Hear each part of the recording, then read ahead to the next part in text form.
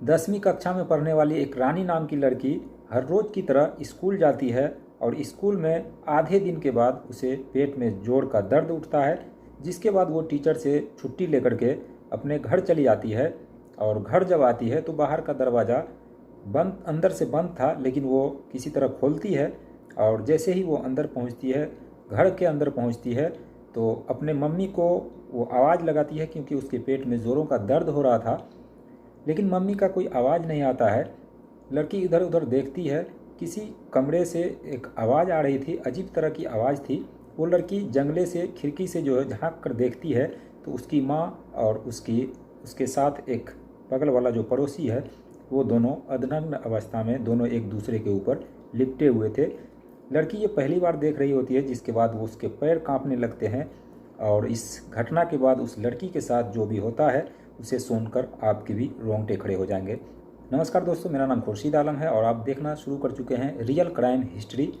अगर आपने इस चैनल को अभी तक सब्सक्राइब नहीं किया तो प्लीज़ चैनल को सब्सक्राइब करके हमें सपोर्ट कीजिए और इसी तरह की और भी कहानियाँ सुनने के लिए चैनल को ज़रूर सब्सक्राइब करके बेल आइकन को प्रेस कर दीजिए। चलिए कहानी को शुरू करते हैं। ये कहानी बिहार की है। बिहार के पटकौली थाना क्षेत्र की ये घटना है, जहाँ पर राम नारायण और गीता नाम की एक फैमिली रहा करती थी।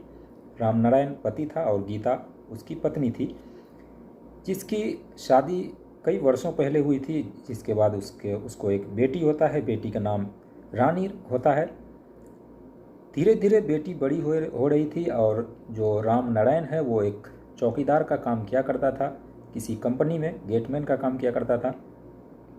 तो वो दिन में अपनी ड्यूटी पर चला जाता, सुबह को जाता और वो शाम को 9 बजे जो है वो वापस अपने घर आता। इसके बाद दिन में जितनी भी जिम्मेवारी है वो गीता के कंधों पर होती। बच्चों को स्कूल भेजना और बच्चों के लिए लंच बनाना, खाना बनाना जो भी है वो गीता के कंधों पर होती है। राम नारायण कहता है कि मैं दिन भर तो अपना ड्यूटी करता हूँ, तुम अपना घर का सारा कुछ संभालो जो भी है। गीता और राम नारायण के बीच में शुरू से ही अनबन चल रहा था, क्योंकि गीता जो है वो एक खूबसूरत और बेहद ही खूबसूरत लड़की थी। जिसके बाद जो राम नारायण से शादी होती है तो वो, क्योंकि राम नारायण उसको शुरू से ही पसंद नहीं था, तो गीता की जो चाल चलन है या फिर उसकी खूबसूरती कहें या फिर उसका व्यवहार कहें, धीरे धीरे इसके व्यवहार में परिवर्तन आता है।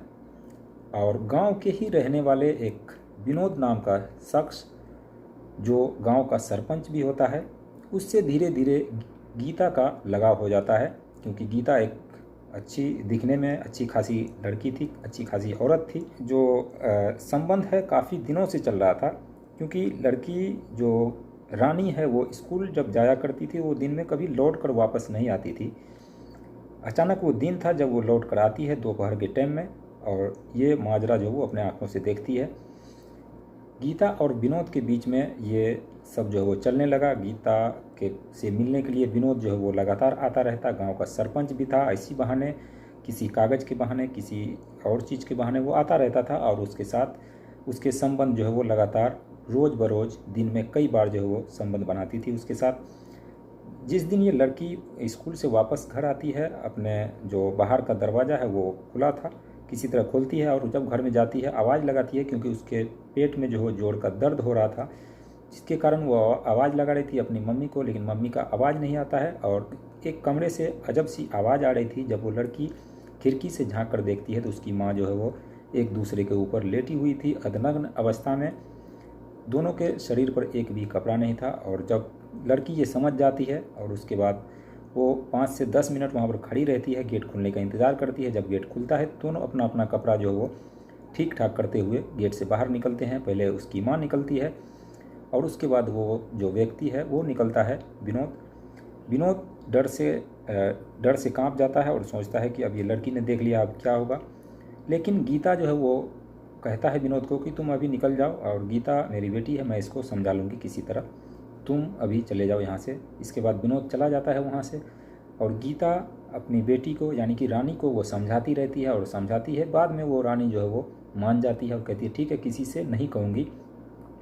कुछ दिन ऐसे बीतता है, करीब 1 हफ्ता 10 दिन बीतता है, जिसके बाद गीता जो है वो किसी काम से बाहर गई हुई थी और उसकी बेटी यानी कि रानी जो वो घर पे थी।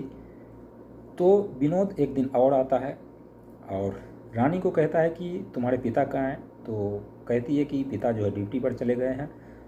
तो पूछता है कि तुम्हारी माँ कहाँ है, तो माँ के बारे में कहती है कि वो कहीं बाहर गई है मार्केट किसी काम से।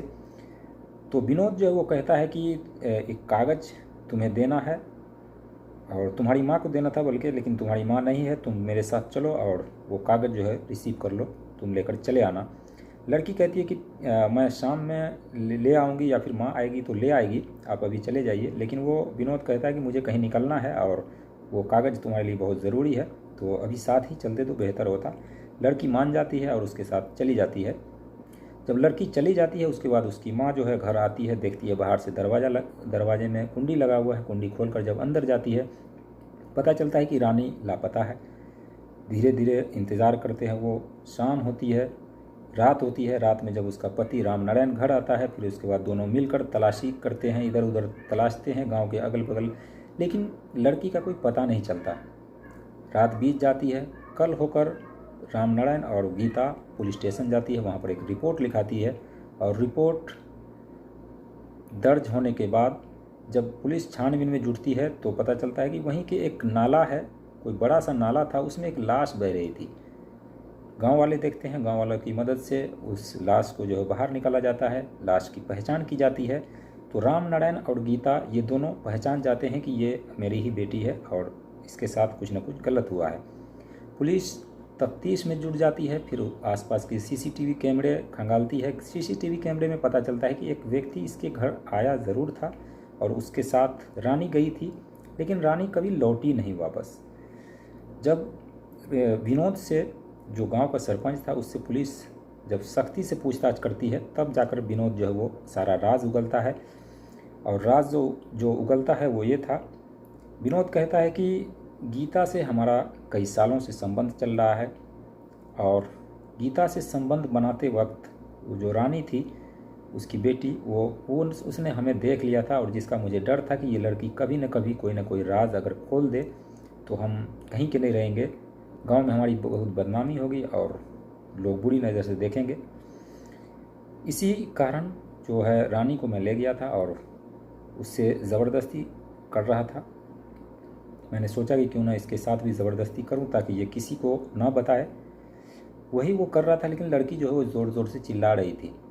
लड़की के मुंह में जो है वो कपड़ा ठूस दिया जाता है और कपड़ा जो है ज़्यादा मात्रा में ठूसी जाती है, जिसके बाद उस लड़की की दम घुटने से मौत हो जाती है। और विनोद जो है उसके साथ ये हैवानियत करता रहता है, जब तक करता रहता है तब तक उसका जी नहीं भर जाता, तब तक वो उसके साथ बारी बारी से करता रहता है, एक के बाद एक करता रहता है। और उस लड़की की मौत हो जाती है, जिसके बाद उस लाश को किसी नाले में जो है फेंक दिया जाता है और ये बात सामने आती है। दोस्तों, कहते हैं कि बुरा कर्म का बुरा नतीजा, यही हुआ विनोद के साथ। उसने एक गलती को छुपाने के लिए एक और गलती कर डाली और यहाँ पर एक मासूम की जान भी ले ली, लेकिन इसके बावजूद भी वो अपनी गलती या अपनी क्राइम जो वो छुपा नहीं पाया और विनोद को पुलिस जो है वो ले जाती है, पकड़ के उसे जेल भेज देती है। अब वो जेल के 4 दीवारियों के पीछे कैद है। अब कब तक कैद रहेगा ये तो पता नहीं, लेकिन बुरे काम का बुरा नतीजा ही होता है, ये इस कहानी से पता लगता है।